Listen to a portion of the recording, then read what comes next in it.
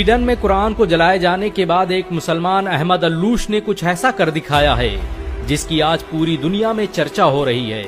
दरअसल कुरान जलाए जाने के बाद स्वीडन के अहमद अल्लूश ने वहां के कोर्ट में एक याचिका दायर की थी कि उसे भी यहूदियों और ईसाइयों की मुकद्दस किताब बाइबिल और तौरात को जलाने की इजाजत दी जाए। अहमद अल्लूश का कहना था कि जैसे स्वीडन में सरेआम सरकारी सिक्योरिटी के बीच कुरान को जलाया गया, वैसे ही वो भरी सिक्योरिटी और लोगों के बीच बाइबल और तौरात को जलाना चाहता है। इस खबर के आने के बाद इजराइल सहित दुनिया के तमाम यहूदी संगठनों ने बवाल कर दिया था और धमकी दी थी कि अगर हमारी धार्मिक पुस्तकों को जलाने की कोशिश की गई तो हम इसे बर्दाश्त नहीं करेंगे। इजराइल के राष्ट्रपति ने तो यहाँ तक कह दिया था कि तौरात हमारी सबसे मुकद्दस किताब है, इसकी हिफाजत हम पर फर्ज है और हम इसकी हिफाजत करके रहेंगे।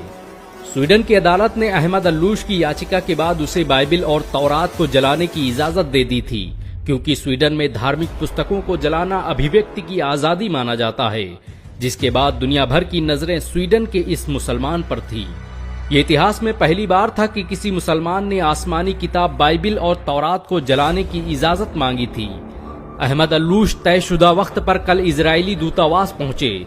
उनके एक हाथ में लाइटर था तो दूसरे हाथ में बाइबिल और तौरात। चारों तरफ दुनिया के मीडिया संस्थान और लोग बाइबल को जलाने का मंजर देखने के लिए मौजूद थे। दुनिया भर की निगाहें अहमद अल्लूश के हाथ में मौजूद उस लाइटर पर टिकी थी।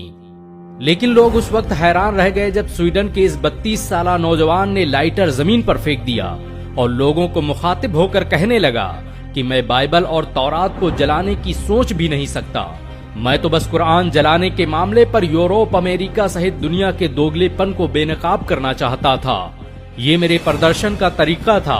मैं चाहता था कि लोग आएं और मेरी बात सुनें और एक मुसलमान के दर्द को महसूस करें। जिस तरह से यहूदियों और ईसाइयों को उनकी मुकद्दस किताब को जलाने की बात सुनकर तकलीफ महसूस हुई, उससे लाख गुना ज्यादा हम मुसलमानों को तकलीफ होती है जब हमारी मुकद्दस किताब कुरान की बेहुरमती की जाती है।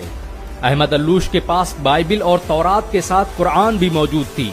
उसने कुरान को बोसा दिया और सीने से लगाते हुए कहा, भला मैं उन किताबों को कैसे जला सकता हूँ जिसकी तस्दीक मेरे कुरान ने की है।